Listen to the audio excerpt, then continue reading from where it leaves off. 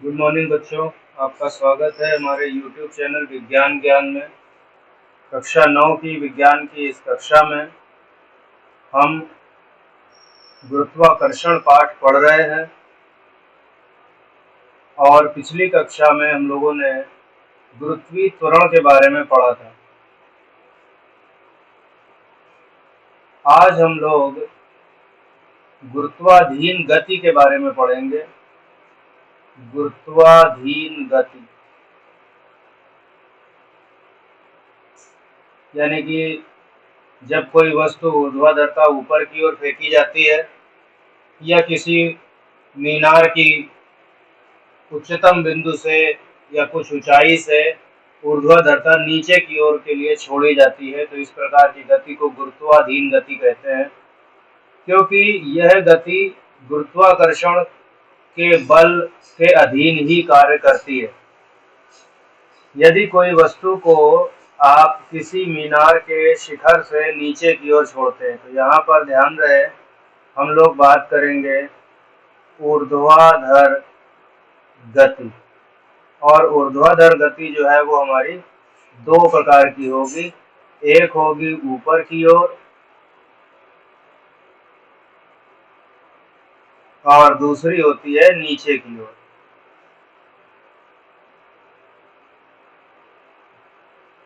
आपको सबसे पहले ये देखना है कि वस्तु किधर जा रही है। ऊर्ध्वाधर गति को अंग्रेजी में हम लोग बोलते हैं वर्टिकल मोशन। ऊपर की ओर मतलब अपवर्ड और नीचे की ओर मतलब डाउनवर्ड।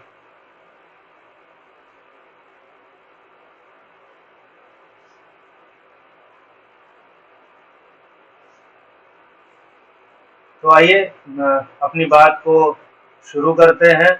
हमें मालूम है कि गति विषयक तीनों समीकरण क्या होते हैं। यदि कोई वस्तु एक समान त्वरण से गतिमान है, एक समान त्वरण से गतिमान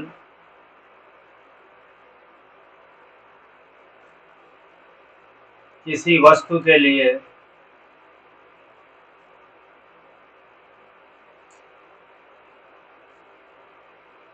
गति विषयक समीकरण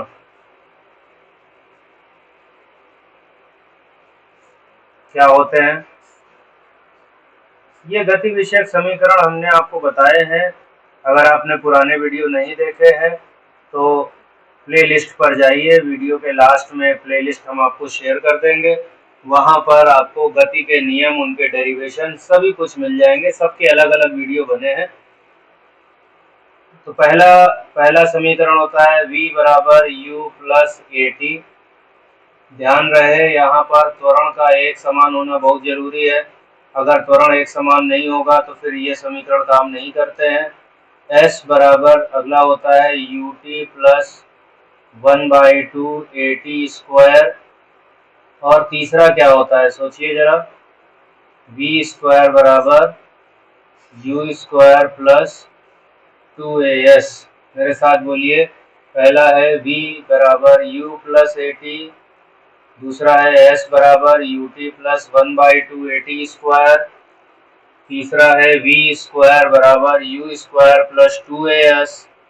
जो पहला समीकरण हमने लिखा है उस पहले समीकरण को हम कहते हैं वेग समय संबंध। पहला वाला जो है उसको कहते हैं वेग समय संबंध। ठीक है, कोई दिक्कत नहीं है। दूसरे वाले को कहते हैं विस्थापन समय संबंध।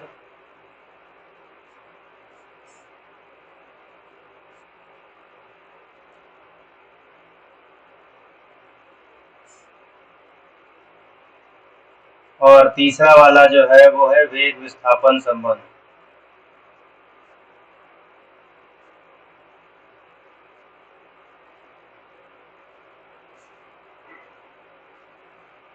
आइए चलते हैं जरा।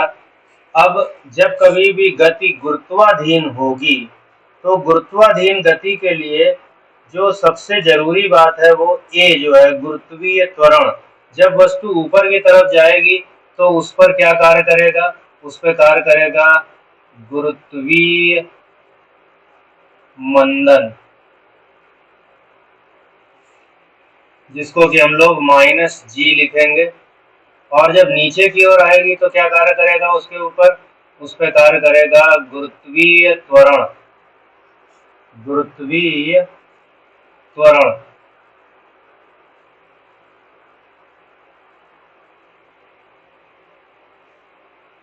गुरुत्वीय त्वरण कार्य करेगा। गुरुत्वीय त्वरण क्या होगा, प्लस का g होगा। तो आइए चलते हैं इस पर जरा बात करते हैं। तो हमारे समीकरण क्या हो गए, गुरुत्वाधीन गति में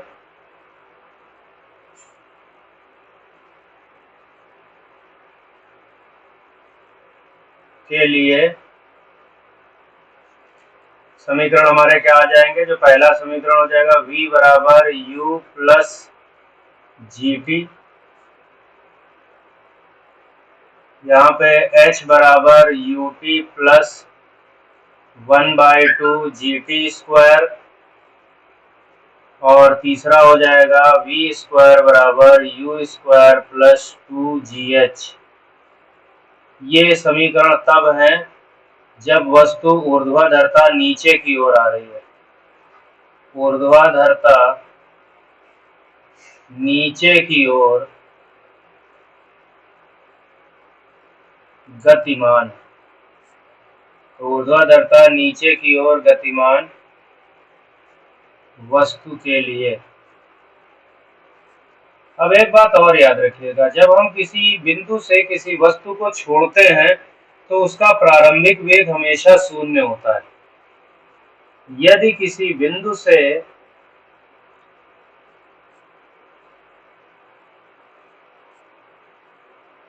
किसी वस्तु को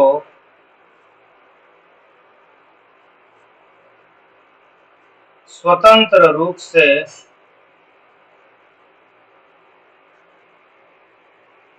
नीचे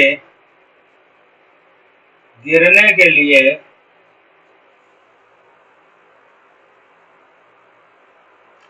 छोड़ दिया जाए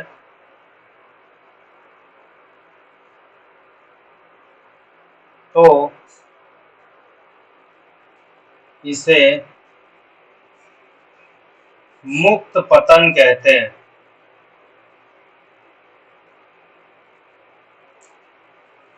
तथा वस्तु का गति के आरंभ में वेग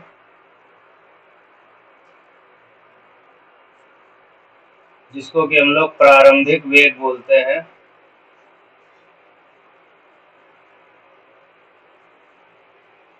शून्य होता है।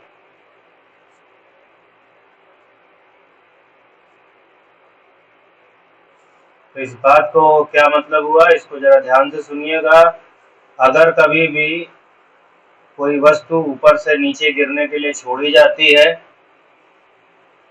ठीक है, if a body is dropped freely, स्वतंत्र रूप से मतलब freely dropped from some height under influence of gravitational field, this is called free fall,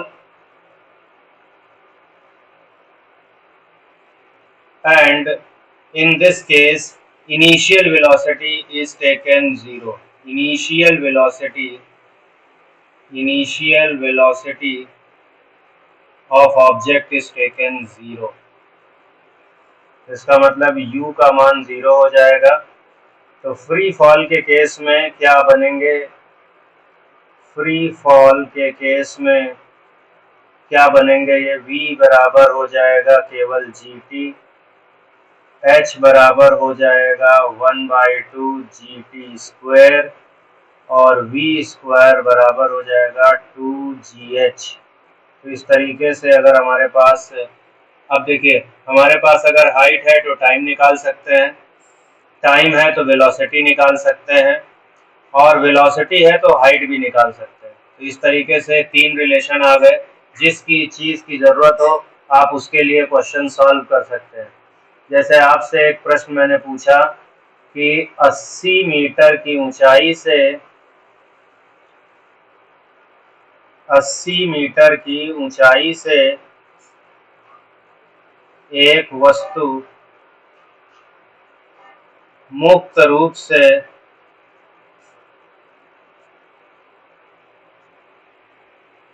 नीचे गिरने के लिए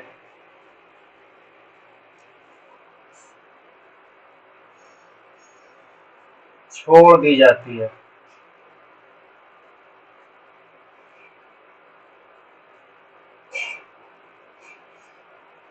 ज्ञात कीजिए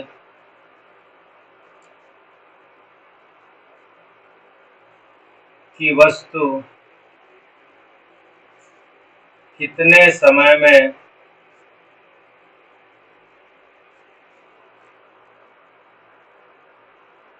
पृथ्वी सतह पर पहुंचेगी।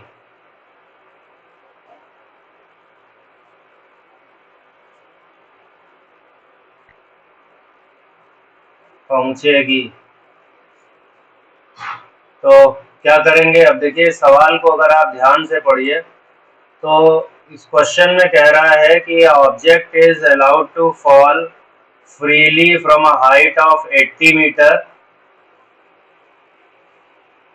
How much time it will take to reach the surface of earth.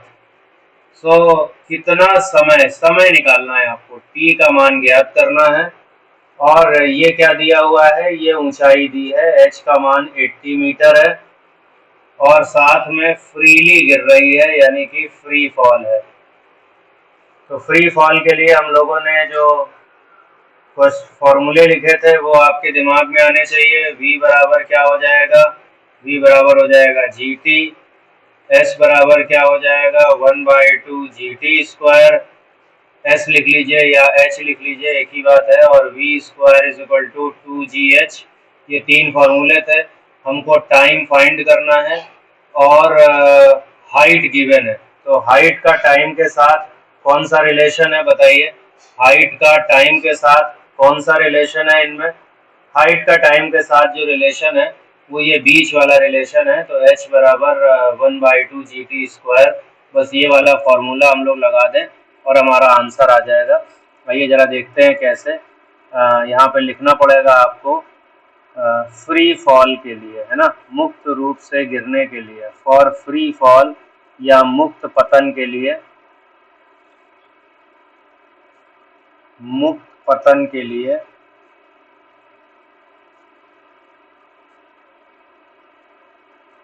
h बराबर 1/2 जी टी स्क्वायर। अब यहाँ पे सब्जेक्ट ऑफ फॉर्मूला चेंज कर दीजिए, क्या आ जाएगा 2h/g या time t is equal to √2h/g। तो ये वाला सूत्र हमारे पास बन गया। अब इसमें वैल्यू रख लीजिए और आपको कैलकुलेशन करना होगा। So time t is equal to क्या होगा, √2 इंटू h की वैल्यू जो है वो 80 मीटर है और g की वैल्यू 10 यहाँ पे दे रखी होगी। g का मान 10 मीटर पर सेकेंड स्क्वायर। अब g का मान 9.8 देगा तो 9.8 रखेंगे, 10 देगा तो 10 रखेंगे। वैसे यहाँ पे क्या हो गया 16 √16 क्या हो गया 4, तो 4 सेकेंड। जो हमारा उत्तर आया वो क्या आ गया, आंसर आ गया 4 सेकेंड। तो 4 सेकेंड में वो ऑब्जेक्ट जो है वो जमीन पे आ जाएगा। मान लीजिए यहीं पर पूछ लेता कि वो टकराते समय उसका वेग क्या होगा, टकराते समय उसका वेग क्या होगा, तो वेग निकालना बहुत आसान होगा। अब की बार वेग निकालना है, मान लीजिए अगर आपसे पूछ लिया है, यहाँ तो नहीं पूछा है हमने लेकिन फिर भी, तो आपको केवल वेग निकालने के लिए g का मान 10 और टाइम 4 यानी कि 40 मीटर प्रति सेकंड। तो टक्कर का वेग जो है वो आपके सामने आ गया 40 मीटर प्रति सेकंड। तो इस तरीके से आप ये प्रश्न जो है वो लगा सकते हैं। तो ऊपर से नीचे आने वाले प्रश्न यही है, लेकिन अगर कोई वस्तु ऊर्ध्वाधरता ऊपर की ओर फेंकी गई है, यदि वस्तु ऊर्ध्वाधरता ऊपर की ओर फेंकी गई है,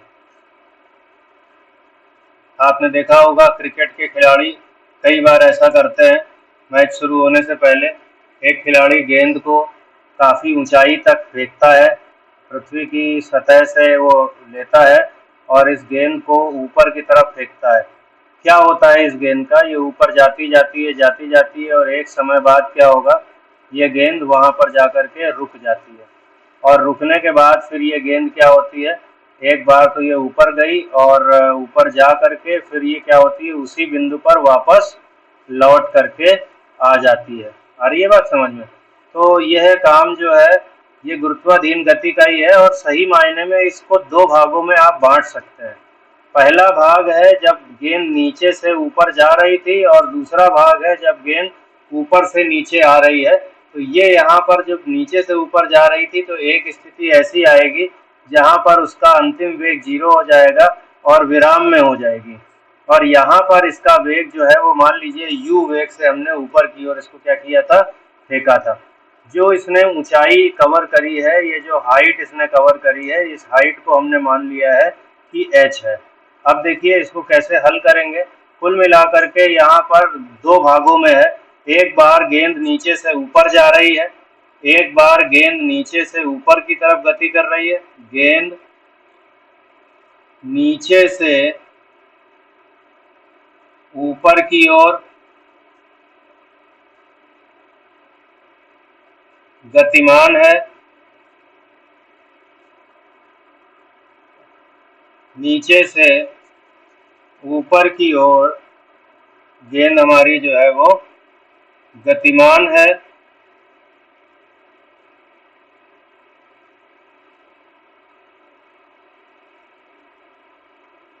और दूसरा भाग जो है गेंद ऊपर से नीचे की ओर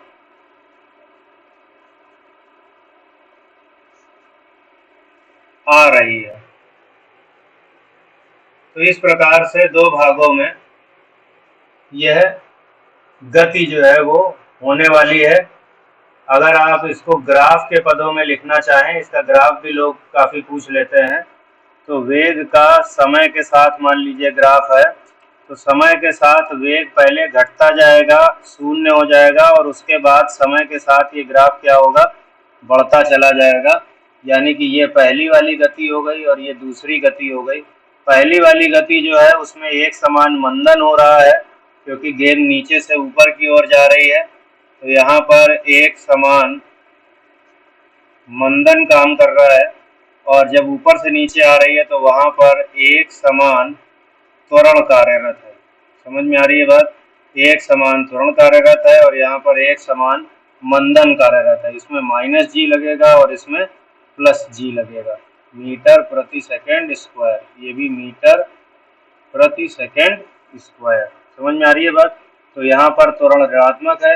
वेग को ध्यान दीजिएगा, वेग यहाँ पर क्या हुआ है, अंतिम वेग 0 हो गया है, तो इसलिए हमको यहाँ पर दो भागों में इसे हल करना पड़ेगा। आइए करते हैं, फार्मूले लगाते हैं। तो हम सबसे पहले बात कर रहे हैं पहले भाग के लिए, यानी कि एक समान मंदन के लिए। एक समान मंदन के लिए याद रहे कि अंतिम वेग जो है इस गति का 0 है, अंतिम वेग बराबर 0, और प्रारंभिक वेग जो है वो है इसका u, और इसी में मैंने बताया जो मंदन है वो है -g के बराबर। तीनों फार्मूले आपको याद होंगे, v बराबर u + at, h बराबर ut + ½ gt², और आखिरी वाला v² बराबर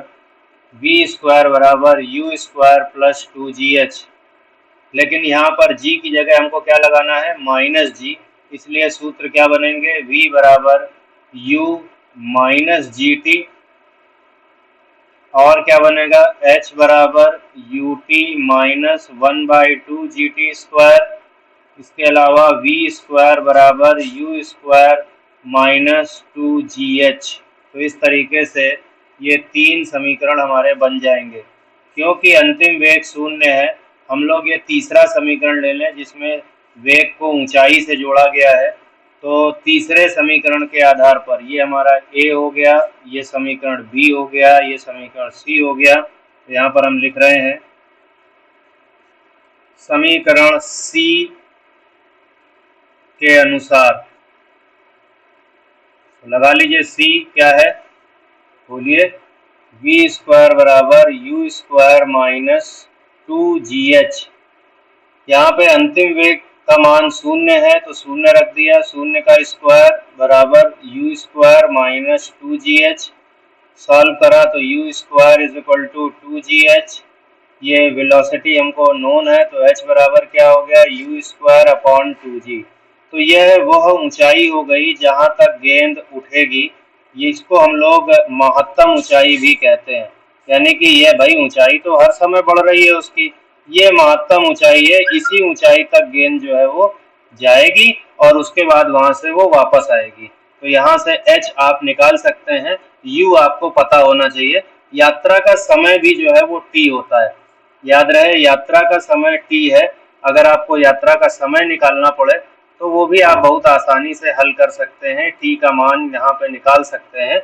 और वो कैसे निकालेंगे, यात्रा का समय कैसे ज्ञात करेंगे वो भी जरा देख लेते हैं। यहीं बगल में मैं लाइन खींच के कर दे रहा हूँ, यात्रा का समय। तो जब यात्रा का समय हमें निकालना होता है तो हम समय को जोड़ लेंगे, और समय को जोड़ने के लिए हमारे पास ज्ञात है u। तो पहला समीकरण लगा लीजिए, v बराबर u minus g t. v zero है, zero is equal to u minus g t, और इस हिसाब से t is equal to u upon g. तो u के ही हिसाब से हमने समय को भी ज्ञात कर लिया।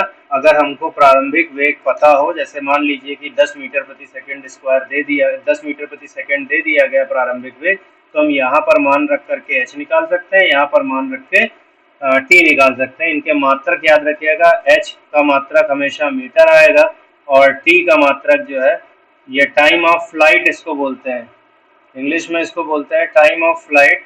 और टाइम ऑफ फ्लाइट कैलकुलेट करने के लिए हमारे पास यहाँ पर टाइम ऑफ फ्लाइट जो है वो सेकंड में कैलकुलेट होगी। टाइम ऑफ फ्लाइट यहाँ पर सेकंड में कैलकुलेट होगी।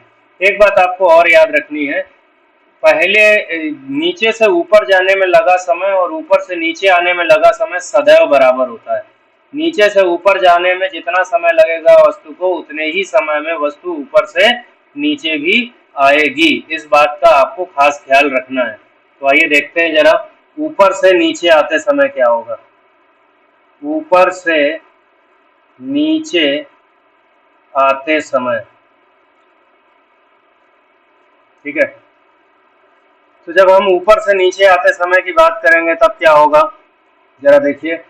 वस्तु ऊपर से नीचे आ रही है, जब वस्तु ऊपर से नीचे आ रही है तो इस बार जो ऊपर वाला बिंदु है वहां पर उसका वेग जो है वो कितना है, वो वेग शून्य है। और ये नीचे आएगी तो समय के साथ इसका वेग तेजी से बढ़ता जाएगा और फाइनली ये आकर के यहाँ पर ग्राउंड को हिट करेगी। मान लीजिए कि ये v वेग से जो है वो आके टकराती है, ठीक है। तो ये इसका अब की बार प्रारंभिक वेग हो जाएगा, क्योंकि यहाँ से ही चाल आरंभ हो रही है, और ये इसका जो है वो क्या होगा, ये अंतिम वेग हो जाएगा। यहाँ से चाल खत्म हो रही है, हाइट वही कवर कर रही है, और मैंने बताया समय भी इसको वही लगने वाला है ऊपर से नीचे आने के लिए, ठीक है। तो टाइम जो है, टाइम ऑफ मोशन, अब की बार पहले एक मिनट, ये वाला जो ऊपर से नीचे आने वाला एपिसोड है, ये एक समान त्वरण से गतिमान है वस्तु, एक समान त्वरण से गतिमान है, और ये त्वरण जो है वो g है। इसलिए गति के तीनों समीकरण यहाँ पर क्या होंगे, v बराबर u प्लस जी टी ही रहेगा, और h बराबर h is equals to u t plus 1/2 g t square रहेगा, and v square is equal to u square plus 2gh रहेगा। बात समझ में आ गई। लेकिन हर बार जो इनिशियल वेलोसिटी है, प्रारंभिक वेग है, वो जीरो है। इस वजह से यहाँ पर जो फॉर्मूला होगा वो v is equals to g t हो जाएगा। यहाँ पे formula h is equals to क्या हो जाएगा, केवल 1/2 जी टी स्क्वायर हो जाएगा, और यहाँ पे फॉर्मूला हो जाएगा v square is equal to 2gh। तो इस तरीके से ये हमारे पास तीन डिफरेंट फॉर्मूले जो है वो मिलेंगे। एक होगा v बराबर जी टी, एक होगा h बराबर हाफ जी टी स्क्वायर, और v स्क्वायर बराबर 2gh। v स्क्वायर बराबर 2gh। ठीक है, बात समझ में आ गई? कोई दिक्कत है आपको? तो चलिए आगे चलते हैं। ये वही है, गुरुत्वाधीन गति वाले ही नियम यहाँ पर कार्यरत है। जब वस्तु ऊपर से नीचे आ रही है, यहाँ पर हमको क्या चीज़ ज्ञात है? हमको ये h ज्ञात है जहाँ से आई है। तो आइए देखते हैं जरा इसमें समय कितना लगा है। तो सबसे पहले h जो है वो कितना हो जाएगा? h is equals to v²/2g। यहाँ से आप चाहो तो v भी निकाल सकते हो या इसको लिख सकते हो v² is equals to 2gh, यानी v is equals to √2gh। समझ में आई बात? v is equals to √2gh। ये हमारे पास वेलोसिटी का फॉर्मूला आ गया। ये वो वेलोसिटी है जिससे वो लैंड करेगी अर्थ पर आकर के। वेलोसिटी अगर आ गई तो टाइम आप निकाल सकते हैं, v is equals to gt हो जाएगा। अब यहाँ पे आप टाइम, ये v is equals to gt हमारा ये समीकरण है ही है, यहाँ से भी आप सॉल्व कर सकते हैं। और टाइम अगर आप कैलकुलेट करना चाहें तो टाइम इज इक्वल्स टू जो है वो क्या हो जाएगा? 2h/g का अंडर रूट। यहाँ से भी आप इसको सॉल्व कर सकते हैं, 2h/g अंडर रूट। तो ये हमारा इक्वेशन 2 हो गया, ये हमारा इक्वेशन नंबर 3 हो गया। इसके पहले हम लोगों ने जो टाइम निकाला था वो u/g था। आइए जरा देख लेते हैं टाइम जो है वो क्या u/g अभी भी आ रहा है। तो u वो वेलोसिटी है जो एक्चुअली यहाँ पर v है। ध्यान रहे, जब वस्तु नीचे से ऊपर जाती है तो उसका प्रारंभिक वेग u होता है, और जब वस्तु ऊपर से नीचे आती है तो उसका अंतिम वेग v होता है। ठीक है, जो ये प्रारंभिक वेग है और ये जो अंतिम वेग है ये हमेशा बराबर होता है, क्योंकि u का मान इस जगह पर v के बराबर होगा।